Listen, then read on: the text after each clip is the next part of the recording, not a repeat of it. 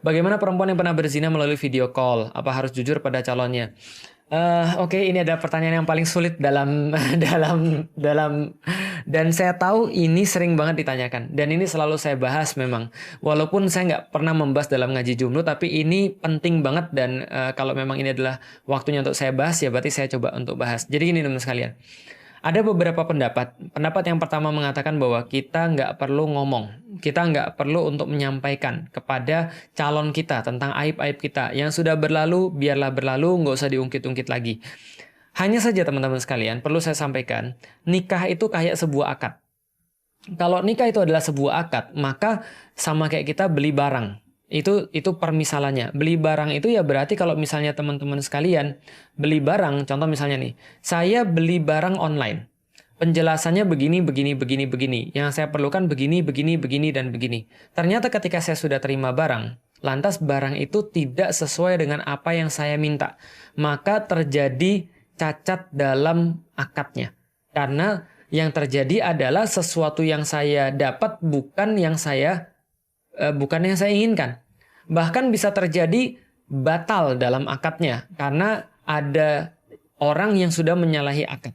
Jadi gini, yang boleh adalah saya pengen beli kamera, misalnya taruhlah, speknya begini, begini, begini, begini.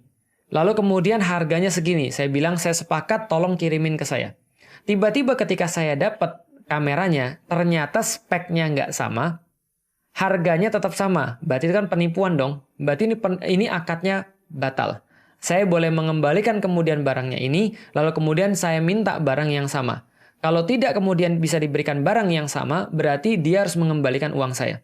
Ini terjadi dalam pernikahan. Ada orang-orang tertentu yang di zaman Rasulullah itu dinikahi kemudian langsung dikembalikan. Bahkan Rasulullah pun juga pernah menikahi seseorang perempuan, lalu setelah menikah langsung dikembalikan pada orang tuanya. Kenapa? Ya Allah misal. Yang jelas ada hal-hal yang membuat Rasulullah mengembalikan dan itu syar'i. Nah ini yang kita katakan sebagai akad itu penting banget. Jadi ada yang pertama, yaitu adalah kita nggak usah ngungkit-ngungkit yang sudah berlalu biarlah berlalu. Tapi ada pendapat yang kedua yang harus ngomong. Saya termasuk yang mana? Saya ngasih Anda sebuah apa namanya? Ya. Sebuah inilah semacam kayak peta. Jadi gini petanya. Do and don't-nya begini. Kalau seorang laki-laki menurut dia bahwa keperawanan itu sangat penting atau misalnya menurut dia bahwa virginitas itu sangat penting, berarti dia harus tanya pada perempuan itu dan perempuan itu wajib menjawabnya. Karena itu menurut dia sangat penting. Bagi saya secara pribadi itu sangat penting. Maka saya tanya pada Ummu Alilah. Mohon maaf, saya tahu kamu terjaga banget. Tapi mohon maaf, ini untuk menenangkan saya, untuk membuat saya yakin, mohon maaf, apakah kamu pernah berhubungan dengan orang yang lain? Dalam arti berhubungan intim. Dia jawab, tidak. Jangankan berhubungan dengan orang yang lain, pacaran aja saya belum pernah. Maka saya merasa, alhamdulillah. Kalau itu merasa dia penting, artinya dia mengharapkan spek itu di dalam kemudian apa yang dia akadkan. Tapi kalau menurut dia nggak penting, dan ada orang-orang kayak gini, pernah terjadi satu waktu, seorang laki-laki dan perempuan mau khitbah, sudah beres semuanya, catering sudah, makanan sudah, tempat sudah, semua sudah beres, tapi perempuan ini punya satu beban dalam hidupnya. Kemudian akhirnya dia bilang juga sama laki-laki itu, mohon maaf, ada satu hal yang harus kamu ketahui, setelah ini terserah kamu, kalau kamu masih mau lanjut nggak apa-apa, tapi kalau kamu nggak mau lanjut nggak apa-apa, kalau kamu mau lanjut, alhamdulillah, tapi saya harus ngomong ini supaya saya nggak ada beban sama kamu. Apa? Ya itulah. Saya sudah titik. Lalu kemudian cowok tadi, bayangin aja antum seperti apa. Akhirnya cowok tadi beristikharah, minta petunjuk pada Allah, lalu kemudian menyampaikan, doa pada Allah. Hasilnya apa? Hasilnya dia bilang, ya sudah dik, yang sudah menjadi yang lalu, ya sudah berlalu. Umar bin Khattab dulu pengen membunuh Nabi, tapi sekarang dia mesra terbaring di sebelah Nabi SAW. Maka aku menerima kamu dengan seluruh kekurangan kamu, tapi mohon jangan diulangi.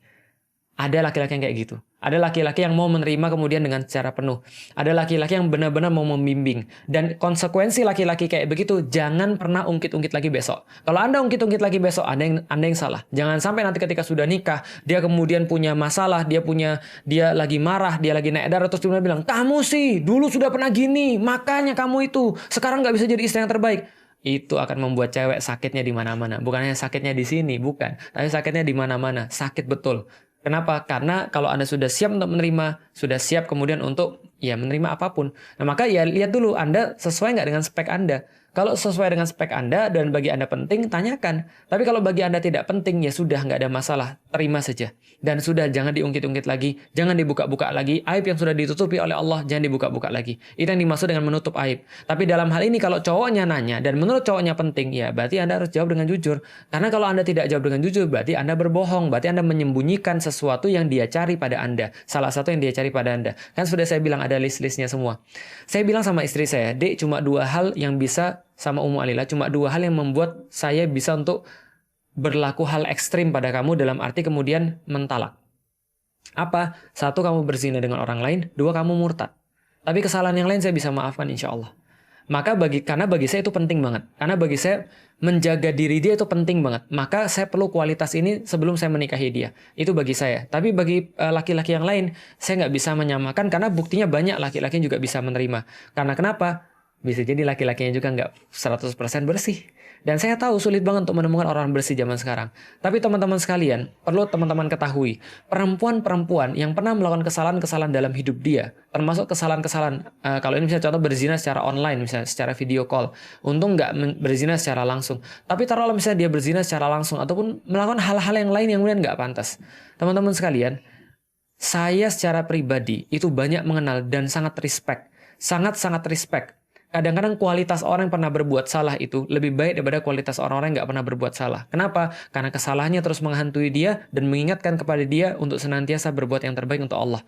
Maka ketika dia dikasih second chance, dia akan menggunakan second chance-nya itu lebih baik daripada orang-orang yang biasa. Jadi jangan juga kita memandang orang-orang yang pernah berlaku hal-hal yang salah sebagai kemudian sebuah keburukan bagi dia. Jangan pernah memandang seperti itu. Kenapa? Ingat baik-baik, kalau Anda mulai merendahkan orang karena kemaksiatan dia di masa yang lalu, maka Anda akan diuji dengan kemaksiatan yang sama. Jadi Allah pengen ngeliat Anda. Anda kalau dikasih sesuatu hal yang sama, dikasih suatu kejadian yang sama, Anda bisa nggak sehebat yang Anda omongkan? Jadi jangan pernah menghina orang karena kemaksiatan dia. Nggak suka sama kemaksiatan dia, boleh. Tapi jangan dihina. Nggak cocok sama kemaksiatan dia, nggak apa-apa. Tapi tolong jangan dihina orang yang bermaksiat. Orang yang bermaksiat jangan dihina. Anda nggak suka sama maksiatnya boleh, tapi jangan orangnya. Karena orangnya bisa berubah dan bisa jadi berubah lebih baik daripada Anda. Sudah saya sampaikan, yang paling benci sama Nabi dulu, yang mau bunuh Nabi dulu, terbaring mesra di sebelah Nabi SAW. Sementara ada orang-orang yang kemudian seperti kita, yang mencintai Nabi aja nggak jelas. Yang nggak jelas juga seperti apa ujungnya. Kok kita bisa menjudge orang? Nggak juga. Jadi monggo silahkan, kalau ini adalah yang nanya perempuan, boleh bertaubat kepada Allah. Insya Allah akan ngasih yang terbaik pada Anda. Karena banyak perempuan-perempuan yang dulunya jahiliyah seperti Hindun yang bahkan mengunyah jantungnya Hamzah, tapi berakhir mulia ketika dia membela Rasulullah dalam perang Yarmuk misalnya dengan pembelaan yang sangat luar biasa.